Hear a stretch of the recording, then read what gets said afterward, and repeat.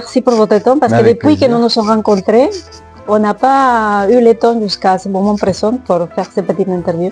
Je suis très admirative de votre travail, donc pour moi c'est un vrai honneur d'être là aujourd'hui et partager. Qu'est-ce que vous avez fait devenir pâtissier? C'est une très bonne question. Qu'est-ce qui a fait que je suis devenu pâtissier? Je pense que la première des choses, c'est peut-être la gourmandise. Beaucoup aussi cuisine de ma grand-mère. Il y avait une cuisine familiale, parce elle a eu 8 enfants, mais elle cuisinait bien et elle pâtissait un petit peu. Bien sûr, tous des plats de partage, des œufs à la neige, des tartes, des gâteaux au chocolat, des choses très basiques. Mais c'était aussi une femme qui avait une exploitation agricole, donc qui était paysanne et qui avait un verger, des fruits, etc., un jardin. J'adore. Donc je pense que aussi l'éveil du goût est peut-être passé aussi par l'enfance, par toutes ces petites choses, que ce soit les myrtilles sauvages récoltées dans la montagne, cueillies dans la montagne, les framboises du jardin ou les pommes du verger. Voilà, il y a peut-être eu ça aussi qui a fait partie de mon éducation et aussi de mon enfance. Et je pense que ça conditionne aussi d'une certaine façon à aimer les goûts, les saveurs, les fruits. Et c'est peut-être ça qui m'a fait devenir pâtissier. Au début, je me destinais plutôt à la cuisine, donc j'ai commencé par la cuisine, mais j'ai tout de suite eu un attrait pour le sucré. Donc j'ai bifurqué après pour la pâtisserie. Vous avez travaillé dans des maisons vraiment prestigieuses. Quel moment de votre parcours ont été les plus formateurs ou marquants, on peut dire? Alors, J'imagine que vous avez plusieurs. Oui, je pense que depuis tout petit déjà j'avais une admiration pour ce qu'étaient les chefs. Ah, c'est vrai. Pour moi, voilà, les chefs de l'époque. Moi, je suis originaire de la région grenobloise, donc c'est vrai qu'on parlait beaucoup de Trois Gros. On parlait aussi forcément des grandes maisons, de la maison Pic. Voilà, donc j'ai grandi aussi avec cette idée du grand chef. Et ça me faisait rêver. Déjà à l'époque, les restaurants étoilés, les grands pâtissiers également, Pierre Hermé. Voilà. Donc c'est vrai que j'ai fait des belles maisons. Je pense que mon parcours a été pas toujours facile, mais il y a eu des rencontres et des endroits qui m'ont beaucoup marqué, notamment quand j'ai commencé à travailler il y a presque 20 ans maintenant avec Boris Campanella, qui est le chef exécutif de l'hôtel actuel. Mais j'avais déjà travaillé avec lui dans un restaurant étoilé, donc à Chambéry, en Savoie. Ça a été peut-être déjà un fait marquant parce que c'est lui aussi qui m'a donné ce goût et qui m'a dit un jour il faudra que peut-être que tu ailles à Paris pour te former à la pâtisserie avec les grands. C'est à quelle année que vous avez quitté pour venir à Paris? En 2016, pardon, en 2006. En 2006, je suis arrivé à Paris. Donc j'avais 26 ans, 27 ans. Et le premier endroit, mon premier poste à Paris, c'était chez Pierre Gagnard. Donc au Balzac, on 3 macarons Michelin, donc ça fait partie aussi des expériences qui ont cassé un peu les codes de la gastronomie chez moi, parce que Monsieur Pierre Gagnard, c'est quelqu'un c'est un chef qui est à part. C'est quelqu'un qui a sa vision à lui de la cuisine, qui a su créer sa gastronomie et sa vision de la cuisine. Mais j'ai fait des belles maisons, j'ai travaillé chez Guy Savoie aussi, donc au départ en tant que pâtissier, et puis je suis retourné en tant que chef pendant 3 ans à la Monnaie de Paris, donc ça a été juste avant l'hôtel de Crillon. Ça a été pour moi un fait aussi important, parce que être chef dans un 3 étoiles à l'époque, pour moi c'était vraiment l'aboutissement de quelque chose. J'ai eu aussi la chance de faire des ouvertures d'hôtels, donc j'ai fait l'ouverture du Shangri-La à Paris avec François Perret, et après j'ai fait la réouverture du Ritz également avec François Perret, donc c'est des moments très marquants de ma carrière et qui ont fait aujourd'hui et qui m'ont permis d'accéder aujourd'hui à ce poste. Et qui ont fait aujourd'hui le pâtissier que je suis et aussi le chef que je suis. Bravo. Depuis combien de temps à l'hôtel Crillon déjà? 5 ans maintenant. 5 ans déjà? Oui, 5 ans. Wow. Et comment définirez-vous votre style pâtissier aujourd'hui? Alors, c'est toujours difficile de définir son style, surtout soi-même. Ça, c'est un exercice difficile. Et c'est aussi difficile d'avoir un style, parce que s'approprier quelque chose, et je pense que quand on est pâtissier, au même titre que parfois quand on est artiste ou artisan, et se dire tiens, je reconnais ça doit être de tel chef ou de tel artisan, ou comme une peinture en fait. Oui. Et c'est vrai que quand on arrive à reconnaître une pâtisserie et se dire tiens, ça c'est la pâtisserie de tel chef, je trouve qu'on est arrivé à quelque chose. Alors au niveau de mon style, je sais pas si vraiment il y a un style, mais en tout cas ce que je m'attache à faire, c'est déjà travailler beaucoup les goûts et les textures. Ça fait partie de mon style. J'adore les fruits, particulièrement les agrumes. C'est vrai. Particulièrement. Donc il y a toujours des fruits, que ce soit dans les cartes des restaurants ou à Butterfly Pâtisserie au sein de la boutique ici. On a toujours des fruits. La saisonnalité, très importante pour moi. Et je pense qu'aujourd'hui, je vois la pâtisserie, en tout cas mon style, avec de la simplicité. Je pense qu'il faut amener de la simplicité. Et moi, ce que j'aime faire, c'est rassurer avec de la simplicité et amener une petite touche d'originalité. Que ce soit avec une herbe, une épice, peut-être un design qui est pas commun. Voilà, mais je pense qu'aujourd'hui, oui, il faut être créatif, mais pas trop. Je pense qu'il faut aussi que les gens soient rassurés en se disant, voilà, tiens, ça je connais, il y a une base, ça ressemble à une tarte au citron, il y a une base de tarte au citron, c'est un dessert que j'adore, je vais quand même essayer, même si elle n'est pas exactement comme celle que j'ai l'habitude de goûter, je vais essayer parce que, voilà, ici on a fait aussi par exemple à la carte une tropézienne, on a un peu remixé, remasterisé, mais il y a tous les codes de la tropézienne, donc quand on la voit, elle donne envie parce qu'on sait ce que c'est. On sait ce qu'est une tropézienne, donc on a envie de la goûter. Et moi je pense que ça c'est très important d'avoir aussi ce côté rassurant, parce que la pâtisserie c'est aussi ça. C'est un côté rassurant, c'est un côté souvenir, c'est un côté... alors parfois il faut étonner, il faut surprendre, mais pas toujours. Et puis on a une clientèle très diverse, mais aussi beaucoup d'étrangers. Et les étrangers aiment les classiques de la pâtisserie française. Donc quand on dit que c'est un millefeuille, et même s'il est pas commun et qu'il a été un peu twisté, c'est important d'avoir des classiques dans la pâtisserie. Alors après, moi je me laisse plus aller sur le côté restaurant gastronomique. Donc là on peut plus s'exprimer sur le dessert à l'assiette et faire des choses qui sont un peu plus surprenantes. Mais dans la boutique, j'aime bien aussi avoir ce côté rassurant avec une pointe d'originalité. C'est comme ça que je définirais mon style. Super, comme disait Coco Chanel, dans la simplicité et l'élégance. Donc je trouve que... Et c'est vrai qu'à Butterfly, on essaye même au Tea Time, d'avoir des pâtisseries qui soient des petites pâtisseries bijoux. Donc voilà, de la simplicité, vous venez de lire avec Coco Chanel, de l'élégance aussi, mais je pense qu'aller chercher de l'élégance dans la simplicité, c'est pas un exercice facile. Oui. Parce que généralement, quand on veut chercher l'élégance, on a tendance à en rajouter toujours. Et c'est pas la voie que moi j'aime prendre. Et parfois simplifier, épurer, c'est pas aussi simple que ça. Parce qu'on a toujours envie d'en rajouter, d'en mettre plus. Et en fait, non, on se trompe. Parfois, pour être élégant, il suffit pas de grand-chose. Oui, il faut vraiment... Oui, je pense qu'il faut avoir un don, il faut aimer ce que tu fais aussi. Complètement. Et qu'est-ce que cela représente pour vous d'être ici à l'Hôtel Crillon? Je pense que déjà c'est une satisfaction personnelle d'être arrivé dans un établissement aussi prestigieux, mythique, historique, qui aussi, avec la chaîne Rosewood, a su un peu démocratiser le luxe, parce que on ne pouvait plus être dans des palaces. Aujourd'hui, les palaces ont besoin aussi d'une clientèle qui ne soit pas forcément que la clientèle hébergement, et ont besoin de personnes qui viennent aussi déguster des pâtisseries, prendre un café, et oser pousser la porte. Donc moi, ça représente beaucoup de choses pour moi. C'est déjà une très grande fierté d'être ici et puis de diriger une équipe à l'hôtel de Crillon, puisqu'il faut savoir qu'avant, dans les palaces ou les hôtels, il n'y avait pas de brigade de pâtissiers. Et au début, c'était des cuisiniers qui faisaient la pâtisserie. Et après, quand je crois d'ailleurs à l'hôtel de Crillon, ça a été un des premiers hôtels à avoir une brigade de vrais pâtissiers. Et du coup, c'est vrai que c'est assez mythique comme établissement. C'est chargé en histoire et à la fois on essaye de jouer la carte de la simplicité, de démocratiser un peu ce luxe, d'être accessible. Donc c'est ça aussi qui est passionnant.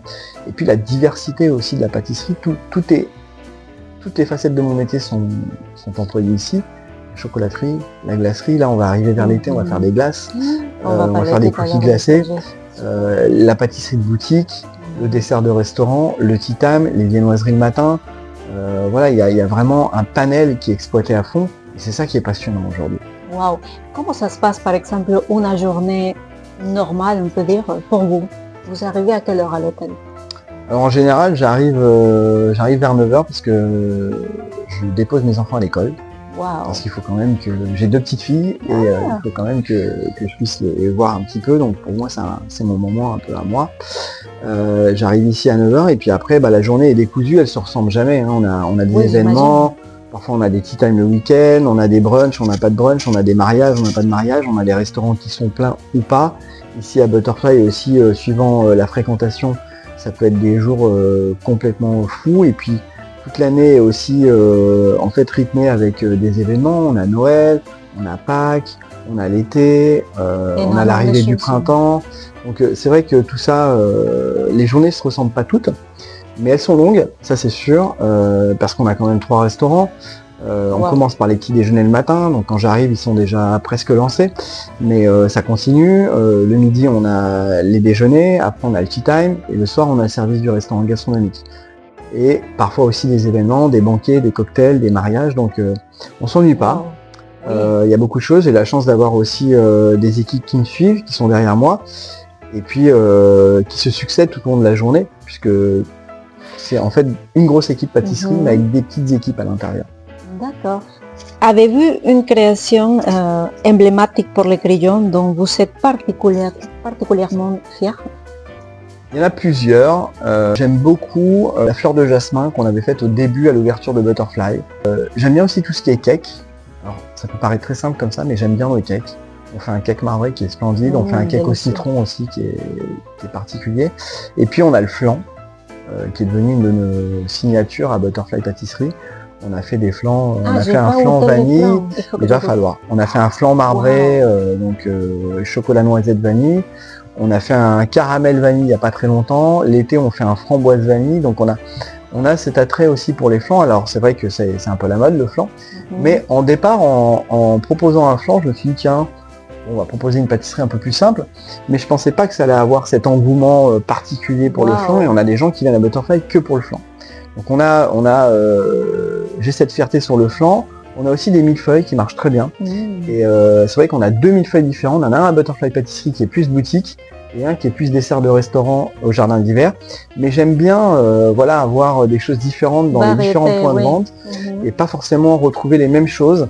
Et nos points de vente ou nos restaurants ont un univers pâtisserie complètement différent. Donc quand on vient ici à Butterfly ou quand on va au jardin d'hiver, exactement, c'est pas du tout les mêmes choses. Et ça aussi j'en suis fier parce que du coup ça met, ça donne des gammes différentes et des expressions différentes de la pâtisserie, et c'est très intéressant. Les gens peuvent choisir aussi. Exactement, et ils vont choisir l'endroit aussi, et en choisissant cet endroit, ils vont pas avoir les mêmes pâtisseries. Où trouvez-vous l'inspiration pour créer de nouvelles créations? Alors, il y a quelques temps, je vous aurais dit, parfois c'est dans la rue, parfois c'est en passant devant une sculpture, un monument, une vitrine, où... Ça arrive un peu comme ça. Alors, ça c'est ce que je vous aurais dit avant, et c'est vrai que ça a été pendant longtemps le cas. Aujourd'hui, je vais compléter parce que c'est pas totalement vrai. Je pense qu'aujourd'hui, l'inspiration, elle vient aussi beaucoup de mon équipe. Parce que je les fais de plus en plus participer à la création. J'aime bien avoir leurs avis. J'aime bien quand on fait des briefings le matin leur dire voilà, là j'ai une idée comme ça, est-ce que vous pensez qu'on peut faire ça, qu'est-ce que vous en pensez? J'aime bien aussi quand on fait les premiers essais, faire goûter une partie de l'équipe et dire alors voilà, qui me disent ça chef, oui c'est pas comme d'habitude, c'est moins bien, ou ça d'habitude on fait pas comme ça, ou peut-être que là on n'est pas vraiment sur ce qu'on fait. Voilà. J'aime bien faire ça parce que je trouve que ça me nourrit. En fait je me nourris un peu d'eux, et je pense qu'aujourd'hui un chef tout seul il peut pas arriver à faire toutes ces transformations, toutes ces créations. On a besoin d'être plusieurs à penser, à imaginer, à critiquer, revenir en arrière, refaire le dessert, et tout ça ça prend du temps, mais au bout on a un résultat, et parfois ça n'a rien à voir avec les premiers essais, mais je pense que sans mon équipe j'y arriverais pas. Je pense qu'en plus c'est beau, c'est humain, c'est waouh, la connexion avec votre équipe. C'est très important. Et après, ça apporte des choses, non, mutuellement. Complètement. Et puis, aujourd'hui, la création, alors, je me définis pas forcément comme un artiste, mais je pense que quand on est artisan en tout cas, Ah oui. et qu'on a besoin de faire quelque chose, d'imaginer quelque chose, de créer quelque chose avec ses mains, et surtout Vous la êtes un pâtisserie, artiste. c'est gentil, mais Oui. on a besoin d'avoir aussi ce côté créatif, et ce côté créatif, il faut le nourrir. Et pour moi, je sais que si par exemple je suis stressé, je suis anxieux, ou j'ai des préoccupations, j'ai du mal. Ou si je me force à créer, j'y arrive pas. Bah Et oui. parfois ça arrive alors que j'y pense pas. Je dis tiens, ça c'est une forme que j'aime bien, ça c'est un fruit que j'ai jamais travaillé, ça c'est une herbe que j'adore et pourquoi est-ce que je l'ai pas marié déjà avec ça. Voilà, donc, et parfois ça vient sans prévenir en fait. Forcer à créer, j'ai de plus en plus de mal et je pense que, en tout cas, quand je me force, il n'y a rien de très bien qui sort. Avec les reculs, quel conseil donneriez-vous aux jeunes pâtissiers que vous étiez? C'est une belle question. Hein? Oui, c'est une belle question. C'est pas évident d'y répondre. Je pense que parfois j'ai eu des moments difficiles, comme tout le monde. Et dans ce métier, c'est pas un métier non plus facile, surtout quand on est en apprentissage et que. Mais je pense que parfois, on se rend pas compte que dans cette difficulté, on est en train de devenir le pâtissier qu'on va être. Et on a parfois une certaine réticence, peut-être peur, peut-être angoisse. Mais en fait, ces moments difficiles, ils sont nécessaires pour devenir le pâtissier ou le chef qu'on va être après. Donc j'essaierai de me rassurer, parce que je pense que parfois, les moments auraient pu être mieux vécus si j'avais pas eu cette espèce d'angoisse à me dire tiens, là c'est très difficile, est-ce que vraiment voilà, je vais continuer. Mais en même temps, la remise en question et le doute fait partie de notre métier. Et si on ne remet pas en question notre travail, ou si parfois on ne doute pas, on n'est pas capable de faire mieux. Parce que Exactement. si on pense qu'on est toujours, que c'est toujours parfait ce qu'on a fait et qu'il n'y a pas besoin de remettre en question, même un an après, hein, moi il y a des desserts que je reprends et je dis tiens, on va le faire évoluer, on va faire mieux.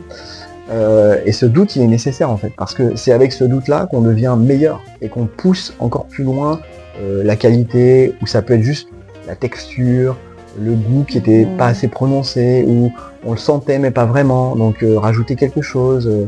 Moi j'aime bien travailler les textures, donc je trouve que là où peut-être je me donnerais des conseils aussi, c'est de pas seulement travailler les goûts, mais de prendre en compte les textures. Et ça j'en ai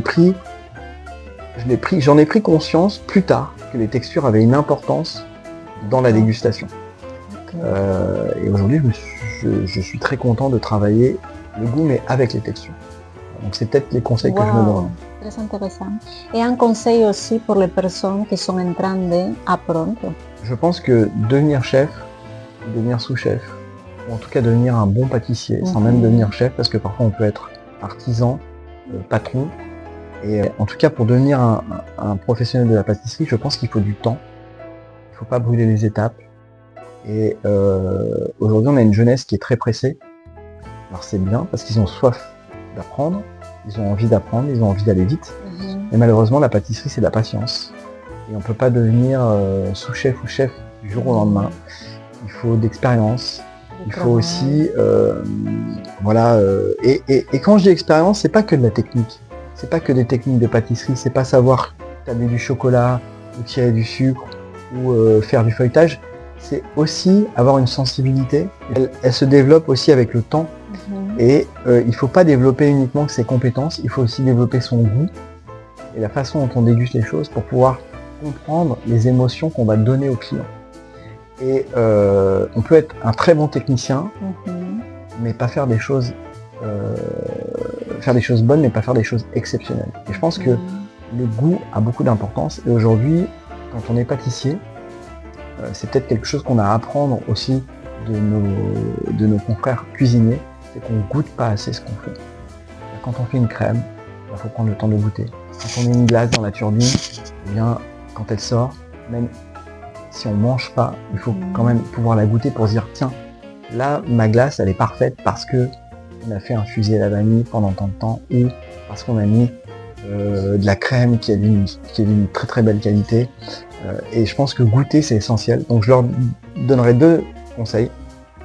La première c'est Le premier conseil, c'est la patience. Et le deuxième, c'est goûter et développer son goût et la dégustation. Bon, et pour finir, Quels sont les projets à venir? Alors oui, on va faire plein de choses. On a prévu cet été, donc comme c'est l'année du Brésil en France, on va faire vraiment quelque chose à 360 sur l'hôtel autour du Brésil. Et moi je vais avoir une chef du Rosewood de Sao Paulo qui va venir aussi ici, avec laquelle on va créer des pâtisseries à Butterfly Pâtisserie. On va aussi collaborer pour le Tea Time. Donc voilà, on va bien sûr refaire nos fameux cookies glacés, et on aura un cookie qui sera délicieux, les cookies glacés. autour des saveurs du Brésil. Voilà, donc c'est la nouveauté de l'été. Donc on va. Ça serait à partir de quand? C'est à partir de début juin. Donc à partir du 4 juin, on a les cookies glacés qui vont début juin déjà disponibles à l'hôtel? Oui, ok, tout à fait. Bon, début juin, tous, il faut venir à l'hôtel Crillon à déguster. Oui, et il y aura les glaces devant l'hôtel, donc on n'a parfois même pas besoin d'entrer dans l'hôtel pour avoir les glaces. Donc ça c'est extraordinaire.